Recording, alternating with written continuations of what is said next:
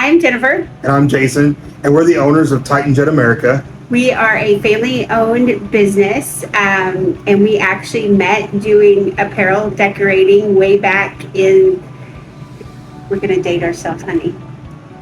But way back in the late 90s, we worked at Ranger Boats in their apparel decoration department, and we met, and we also have a retail store, and we thought we would do just a short segment, kind of introduce ourselves, and we'll probably be doing some more videos of some cool stuff coming out. But we thought, we talk to people all the time, and we love hearing other people's stories, and they say they love hearing our story, so we just thought we would share it with you. So, as we've been married since 2000, and well, now you can talk. Okay, well, we've been married since 2000. We have 2 daughters. Our oldest is almost 21. Our youngest is 16. So we've just about made it. They're almost out of the house. We're almost free. We're almost free. We're almost free. We're almost free. We to our daughters, we're just joking. Yeah, not really. They know. So we met at Ranger Boats. If you're anything into bass fishing, anything like that, you'll know who they are. They're a bass fishing boat manufacturer, and we met in the sportswear department. They had some embroidery machines. Jennifer was in customer service.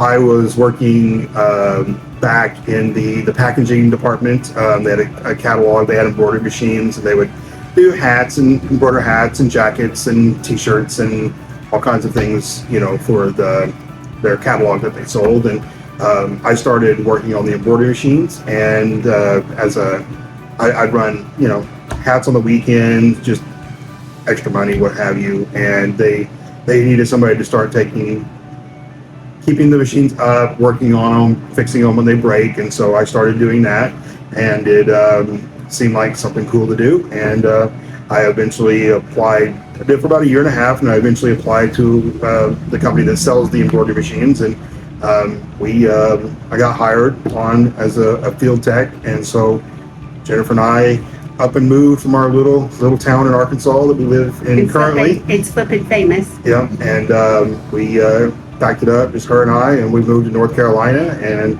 we started our life together. We got married, and I traveled a lot, and we moved around a lot. We went from North Carolina to Kentucky to Chicago to Florida, and then we made our rounds back to Arkansas, where we were from, where we grew up, and we wanted our daughters to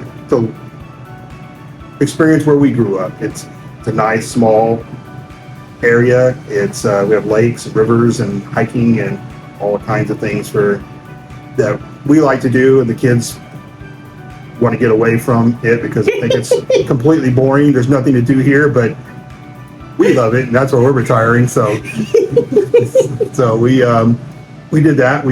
After we moved back, I worked phone support for the embroidery machine for the company that I worked for. I went working phone support full time. I would spend 8, 9, 10 hours a day just talking on the phone, helping customers work through problems, fixing machines over the phone, scheduling texts, and doing that. And we ended up opening up. Jennifer was doing she had a little embroidery business that she sold on Etsy and eBay. I just sold online because he traveled so much that it was really hard with the kids I did have full-time jobs when they were little, but then when he was gone as a embroidery machine tech, you're traveling Monday through Friday. It's no big deal for him to travel 5 hours one way to a job. So he kept saying, you should do embroidery. And I'm like, I can't even sew on a button.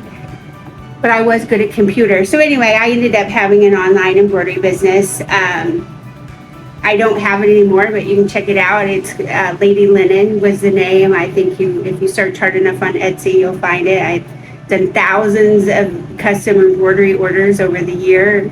And then he kept telling me, we need to open up a retail shop. And I was like, there's 1,500 people in our town. I just don't think that it's a good market. And he's like, Jennifer, I've been to 1,000 different places. I can tell you that if you do good quality and you really give a good value, you care about your customer, you can have a business, an apparel decorating business anywhere. And we argued about it for like 3 years. And he just kept saying, I've been to 1,000 places, I can tell you. And I'm like, okay. So literally I saved up everything up front, 6 months worth of every expense, because I just knew nobody was going to come. And our business was I Want It Personalized was the name. And basically she goes, I saved up 6 months worth of expenses. And she's like, I'm going to do it just so I can prove you wrong. And in 6 months, I'm moving everything back to the house, and it'll just be done. And you're not going to bring it up anymore. And that was 10 years ago, and she still hasn't moved it back to the house. Yeah, so, I guess I was wrong. So we ran a retail, screen printing and commercial embroidery shop for 10 years, and that kind of leads us into here we are, we're selling DTF printers. How did we get there? Well, back in the middle of June of 2020, I was looking desperately for a solution for our screen printing add-ons. Being in a little area, our customers can attest. I mean, customer service is everything. And so even on a small 24 shirt order, we would end up having add-ons. And if you say no, it doesn't work well here. People will feel like you just don't care about them. And so we've never had a DTG because Jason said absolutely not. He's not a fan of them. So I was just looking for some solution, seeing if the DTG market had gotten any better, something where when we had these screen print orders, he wasn't having to go back and reset up all the screens to do 5 shirts. And I came across DTF, what's now called direct to film printing. It was not in the United States. Everything I found on it was in other languages, mostly in Indonesia. And I just I'm a hyper researcher, that's what he says. And I just kept researching it.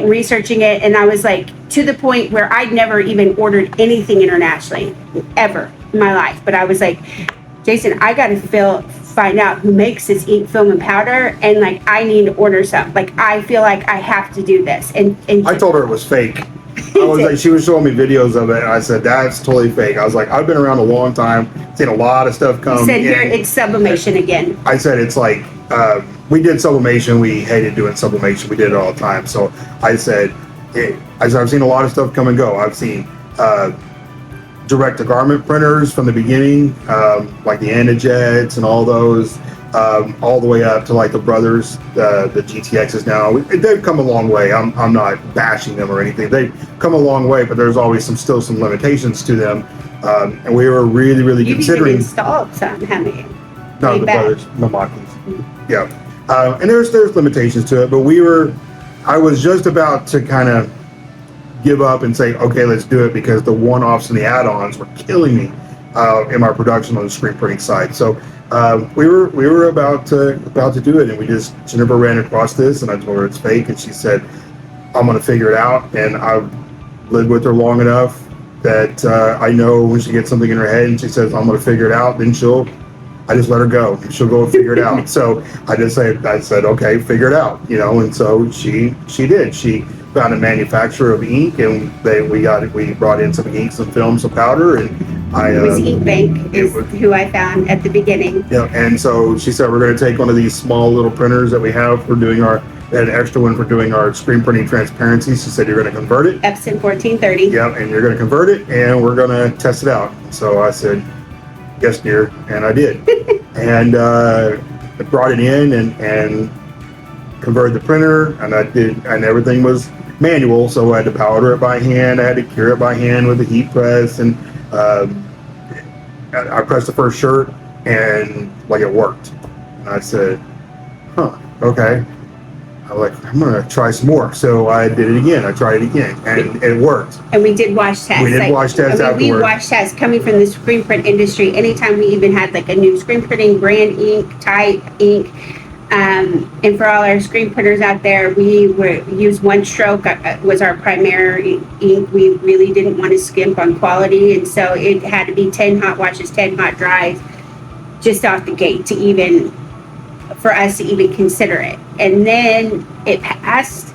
So then we're like, how do we test this? Because it's such a new thing. So next we started giving it to our heaviest hitting, screen printing customers. We just gave them samples and said, hey, like, destroy this. We had diesel mechanics, we had tow truck drivers, people who played sports, and you're going to sweat a lot. So we said, here, just take it and let us know how it does.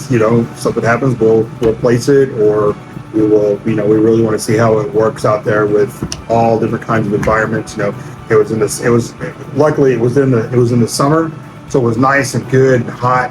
So all these guys, like the diesel mechanics, were working out. They were sweating and rolling around on the concrete, and the tow truck drivers were out there. Sometimes he's on his back, sometimes he's running around in the heat all day long. So if it's going to make it through them, it's going to make it through just about just a normal everyday person. So and we started doing it like that, and it was slow. We're a production-based company, so speed is everything, and that printer was slow. It would take me about 15 minutes to print a full back, one sheet full back. I'm like, that's not going to work for us. I mean, the process works, which is great, but the actual production speed side is not going to work. I can't powder these by hand one at a time. Can't cure on a heat press one at a time. Like, that's not going to work for us. And so I sent Jennifer back. I was like, we need to find a production printer. And so I said, go and hunt one down. And so that's what she did. And so I sent her back off, and away she went every night, because it's in China. So everything was coming from China. So the time difference is completely about 12 to 14 hour difference, depending on where you're at. And every night she would work from 6 o'clock to about midnight every single night, chatting with printer manufacturers. And we interviewed several of them. We finally decided on one, and we brought one in, and we decided on them because, which it's weird because most people don't know this, but the i3200 heads, which are known now for the DTF printing, were made by Epson directly for large format textile printers for OEM manufacturers, which is a original equipment manufacturer.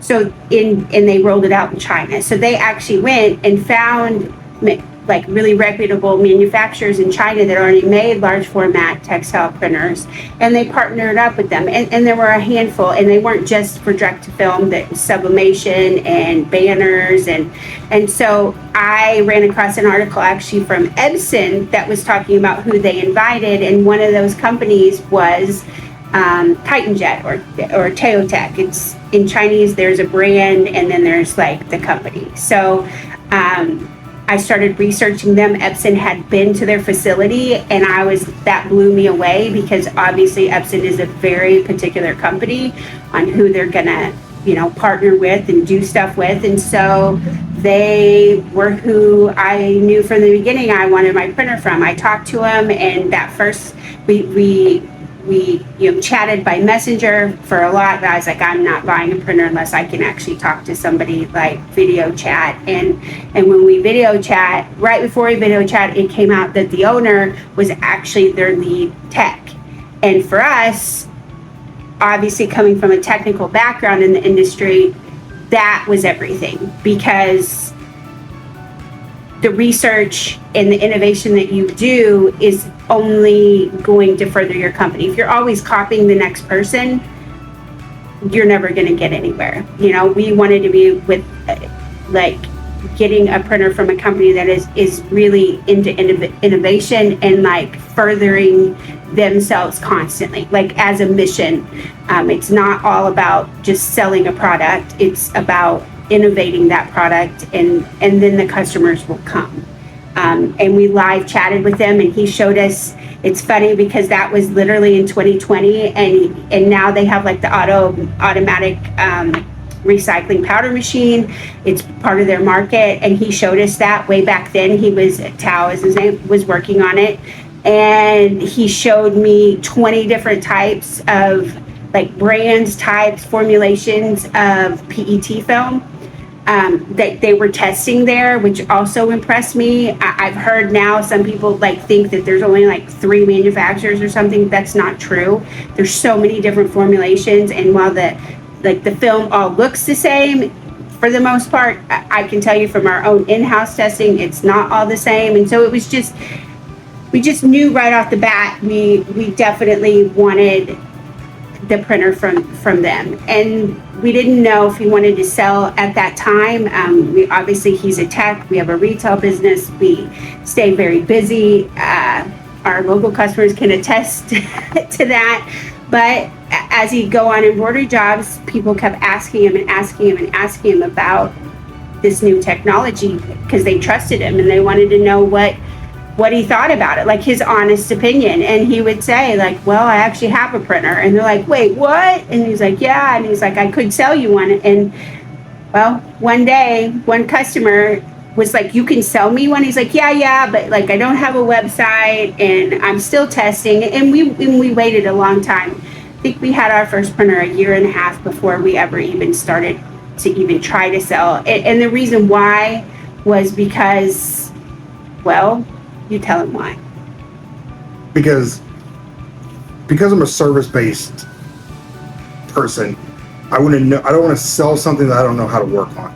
So I want to make sure that, you know, I wanted to run it in my shop for a while, at least a year. I wanted to run it just so I could see, like, every day, like when you run it every single day, like it's a piece of equipment and every single day is different. Just like it doesn't matter if you're, you know, if you do embroidery, like one day your embroidery machine runs great, next day for whatever reason it just doesn't like you. Or you're doing sublimation and one day everything prints great, the next day your colors are off and you're like, why? Or it goes. Why? Or it goes and you're like, why? I didn't do anything different, you know? So I want to know all of those things going into it so that when somebody calls, because it's my name behind it. So if I sell you a printer, I don't want to just sell you a printer. I want to sell you the printer, but I want to also help you grow and I want to get you where you need to go. If I just sell the printer and I can't support it, what good is that? You know, all you're going to do is like, you're just going to blast me on one of the forums, or you're not going to be happy. You're not going to come back for a second printer. And we have several customers who have bought multiple printers from us. They buy one and then they need another one. And then so they're going to come back because we're going to take care of you. We're going to service you and take care of you the way you need. So, we're going to treat people the way we want to be treated. Right. I mean, that's just who we are. Maybe it's a Southern thing. I don't know. We've heard a lot of horror stories from people who purchase printers, and it's not from us, but from other companies. And also there's a huge learning curve to this. It's not plug and play. It's not plug and play. And I can attest to it because like I ordered, like you'll see in the forums where people will say, just order one from China and it's half the price. I can attest to that. But I will tell you what I went through in order on my first one. There were a lot of things that I didn't even understand. I thought it was just a printer. Like I've installed printers before. I can install an embroidery machine. I can take an embroidery machine down to the frame and put it back together. And this just like for about 2 weeks, I was like, and the time difference was hard because I would work all day, but I could only get them at night. So I would be there. Jennifer would leave, go home probably 5:30 in the evening, and I would be there till midnight, 1 o'clock, you know, trying to get the printer installed, get it set up. It was about 2 weeks, and it was a stressful 2 weeks. And finally, we got it up and we got it running, and I worked out different things, and it was still evolving at that time. So there's a lot of things that have changed from then to now that they've worked out. So things are a lot better. The ink is more stable, the powder is more stable, the films are more stable, the printers handle things better. So there's a lot of things that come to it. But being out for a company that would buy a printer to be able to, one, be within the same time zones, and two, to be able to reach them during their normal working hours is huge. Because if we had a problem during the day, I couldn't get a hold of them. So I'd have to wait till night in order to get a hold of them, And so we've developed this really good working relationship with them. And but a lot, while they were there to help you, a lot of it you had to learn on your own, and they expect you. Like there's a different culture between the United States and China, and we know the Chinese for a lot of the part get a bad rap, but in our country, just because somebody will sell you something does not mean they know how to fix it. And in China, their mindset is if somebody buys something, whether it's a consumer buying it or even a reseller, they know how to fix it. The person buying it knows how to fix it. They know it's a general understanding. It's like illogical to them. And we've had many conversations about it because it's very different here. People will just buy stuff and sell it. It's like if they'll let you buy it, then, then in our minds, even as American, I mean, I have that mindset. If somebody's going to sell me something, then I should be able to work on it and do all of it. But really, that's not the truth. But like, if you really take a step back, it's like if you go and you buy a transmission,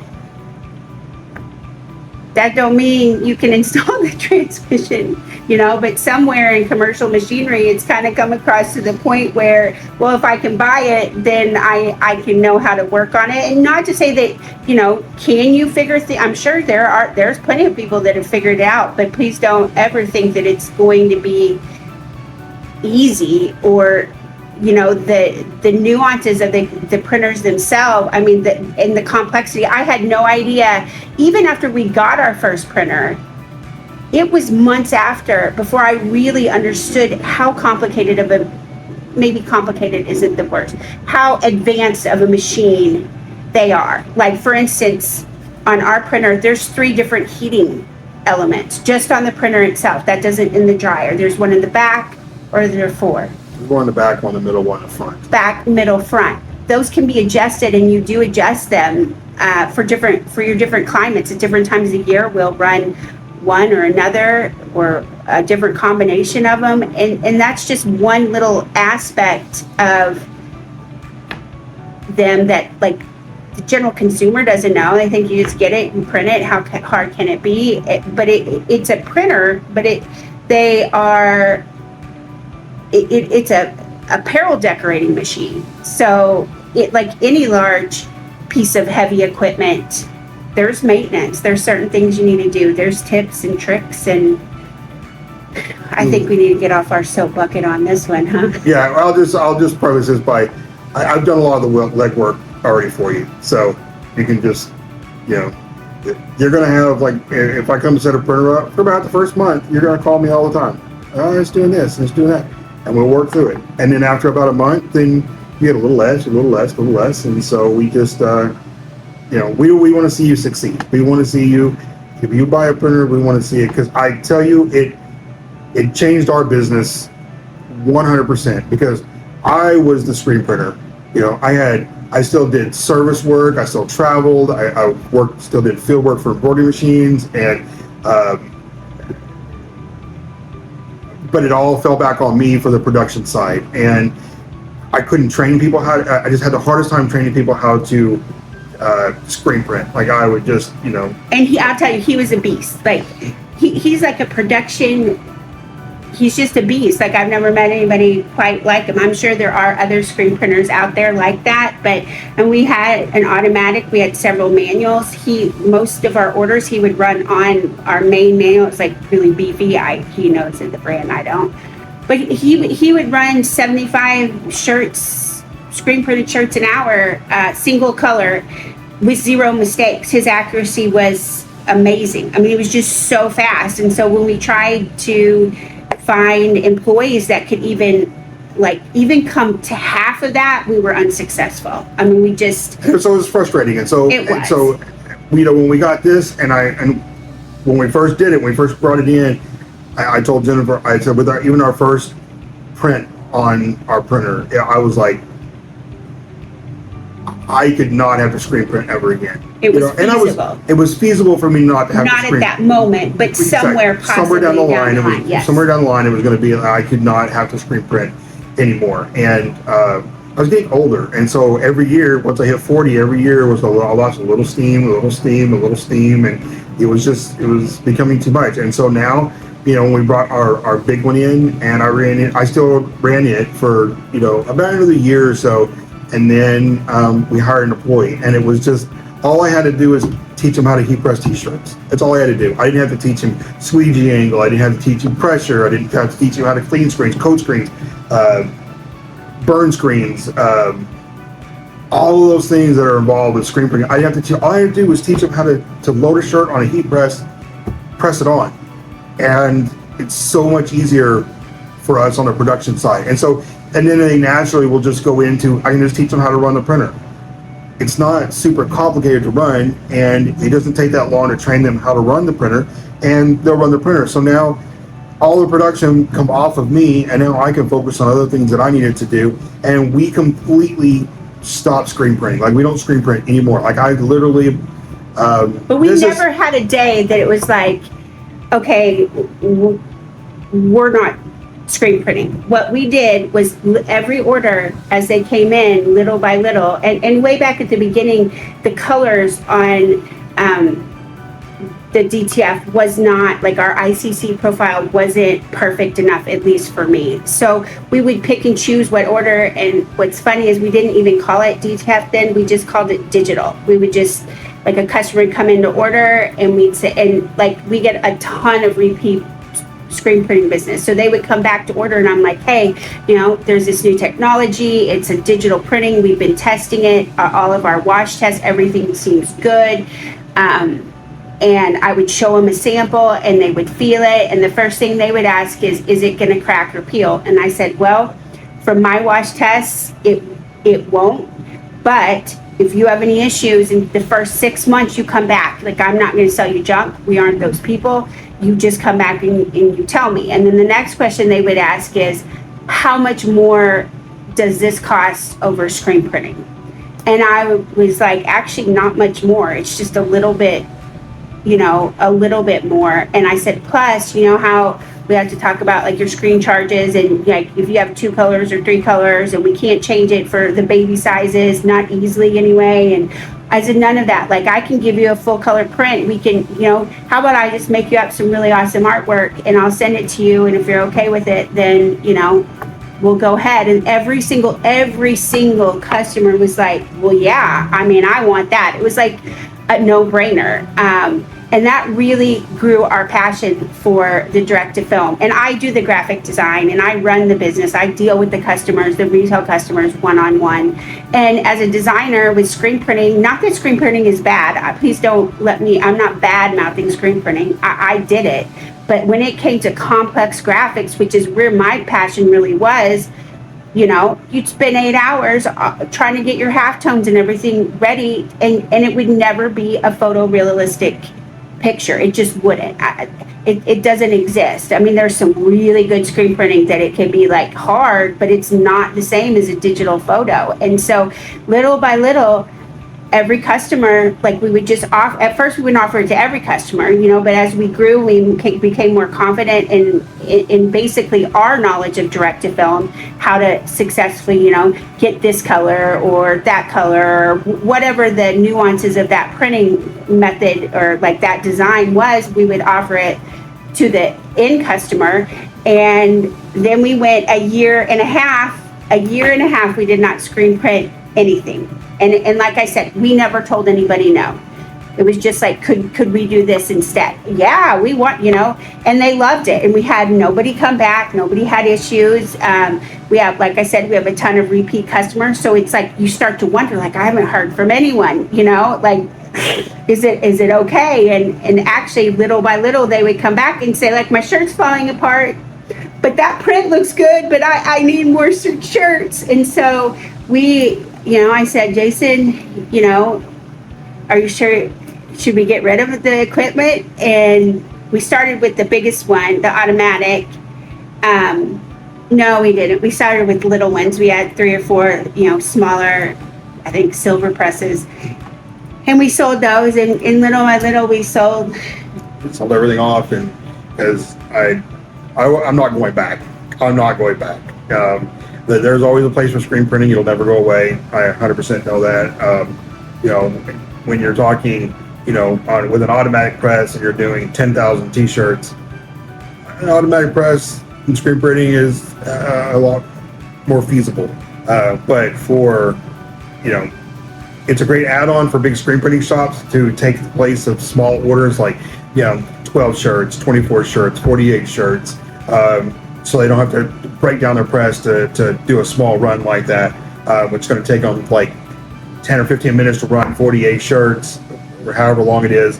For them to set it up, they could just print them out and then bada bing, bada boom, just, get the order done. And then use their big automatic presses for the large quantity orders. You're talking 5,000, 10,000, 15,000 shirts. It works really well for that. So that'll never go away. But and also graphically, like him and I kind of argue. I mean, I see the graphics in the industry evolving to a level that, I think a lot of customers would be more than happy to pay the difference in price, even at those larger volumes from the direct to film to screen printing. Like, for instance, I think one of our customers did stuff for Oreo, and it's like, if you look at Oreo from a marketing standpoint, if they can have an actual cookie on the back of a shirt, and I mean that cookie looks like the actual cookie compared to a screen printed one that, even with the basket, does not look like you can eat the cookie off the shirt.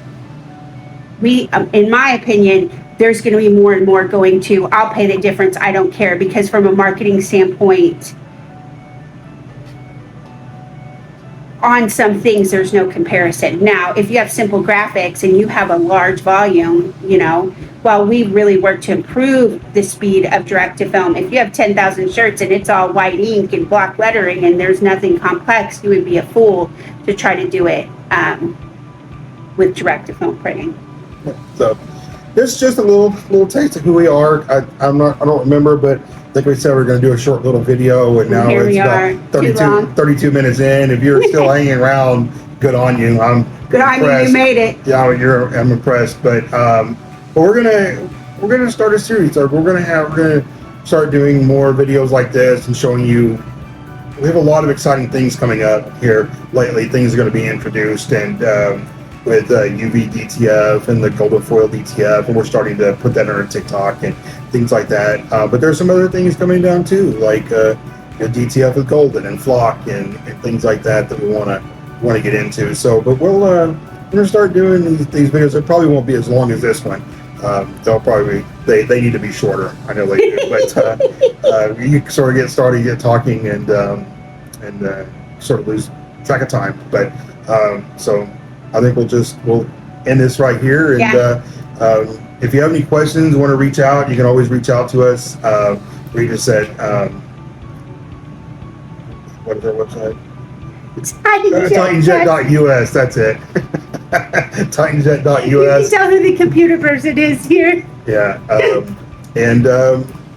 Just reach out to us, and we'd love to sit down and talk with you. Come and meet you. You can come to our business. We have a production facility. We have printers. We have UV DTFs, regular DTF, heat presses.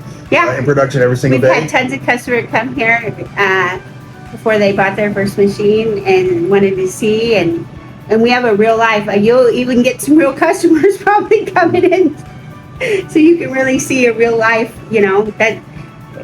It's a real working project of how direct to phone can really work for your business. And so if you have any questions about our machines, or there's anything about that you want to ask and learn about, we'd love to hear about it.